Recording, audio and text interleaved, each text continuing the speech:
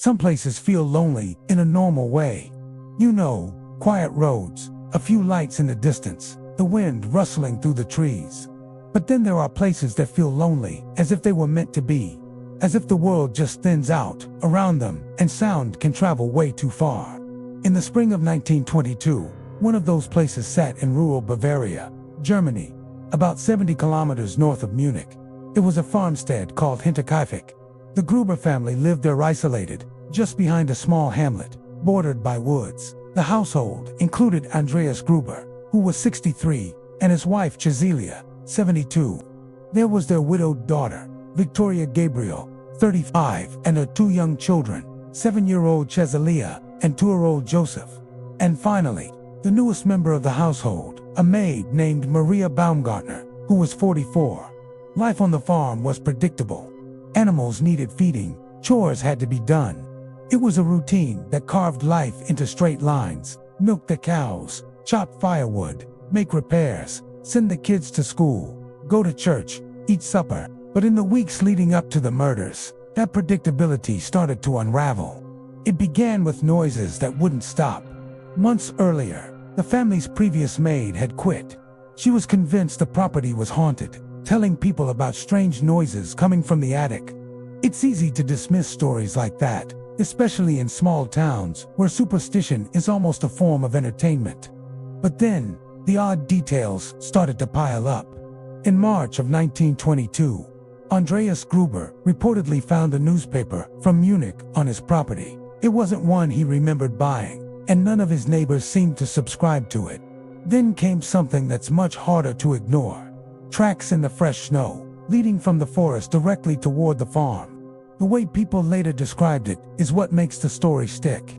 The footprints didn't look like a normal visitor's path. They felt like a message. Someone had come out of the woods and approached the farm quietly, carefully, when the snow was clean enough to remember every single step. And around the same time, a house key went missing. To us, those details sound like the opening of a horror movie. Footsteps in the attic, an unexplained newspaper, mysterious tracks in the snow, a missing key. But back in 1922, in a cold, rural landscape, still recovering from war and poverty, it probably sounded different.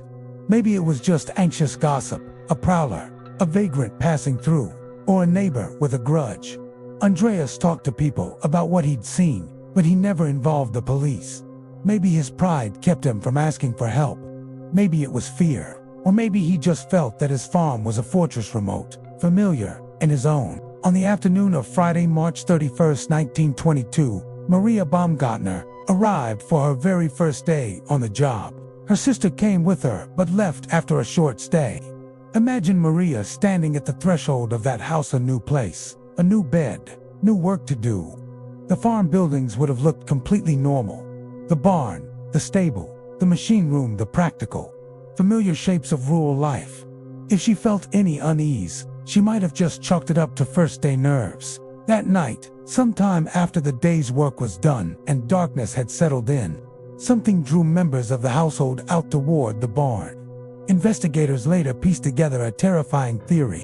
They believed that Victoria, her parents, Andreas and Cecilia, and her 7-year-old daughter were lured into the barn area, one by one, and killed right there.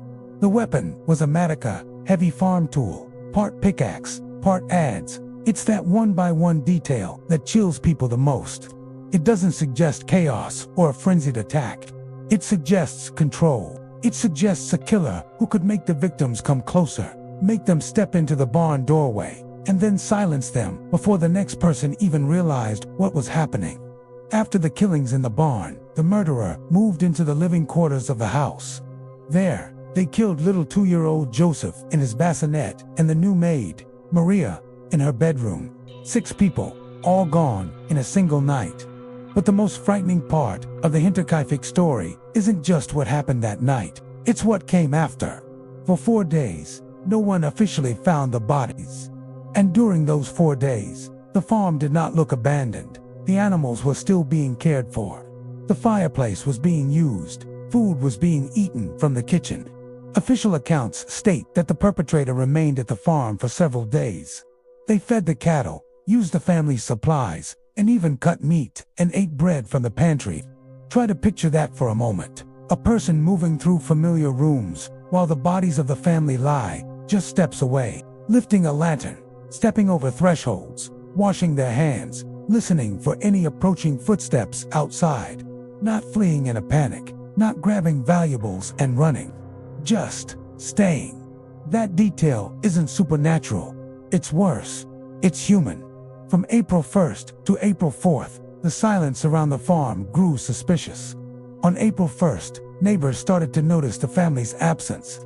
Little Cecilia missed school, and the Grubers didn't show up for Sunday church. That same day, some coffee sellers came to the farm to take an order. They got no answer at the door or the windows. They noticed that a gate to the machine room was open, which was odd, but they eventually left. On April 4th, a mechanic arrived to repair an engine.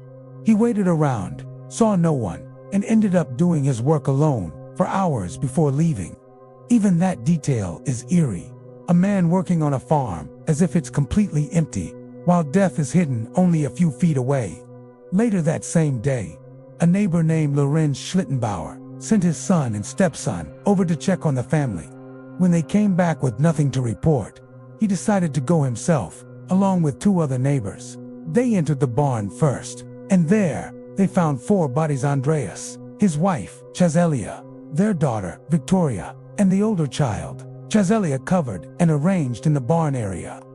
Then, they went inside the house and found the maid, Maria, and little Joseph. The shock of that discovery, neighbors looking down at the faces of people they'd spoken to just days earlier, became a huge part of the legend. The farm went from being that odd place at the edge of town to an address you could barely say out loud. Police from Munich were assigned to the case, but the crime scene was contaminated almost immediately. Onlookers trampled through the property, moving things around, disturbing evidence. Some accounts even say that people cooked meals in the kitchen during the early chaos. Autopsies were performed right there inside the barn. The investigators concluded that a mattock was the likely murder weapon. Eventually, a mattock linked to the crime was found hidden in the barn's loft. At first, investigators considered robbery as a motive, but a significant amount of money was found untouched in the house. That pushed them away from the idea of a simple theft. So the question sharpened into something much uglier. If it wasn't about money, then why kill everyone? Over time, suspicion drifted toward people connected to the family. This included Lorenz Schlittenbauer, the neighbor who helped discover the bodies. He had a prior personal connection to Victoria and was even considered by some to be the father of her son, Joseph.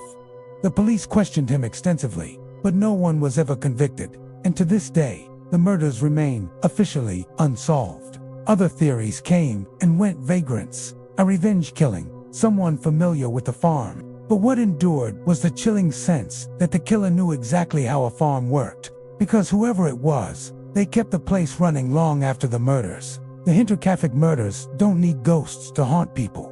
The story already has so many haunting elements. There were warning signs that were noticed but not officially reported. The attic noises, the strange newspaper, the tracks in the snow, the missing key. There was a killer who didn't just kill, but stayed the family's food, fed their animals, and used their fireplace. The discovery happened not immediately, but after ordinary life brushed right up against the crime: the coffee sellers, the mechanic, the school absences. The investigation was undermined by the limitations of the era and the mistakes made at the scene. And finally, there's the most unsettling thing of all. No definitive answer. Less than a year after the discovery, the farm was completely demolished, partly to erase the horror from the landscape. But demolition doesn't erase stories. It just gives them more space to grow. People still return to the same image.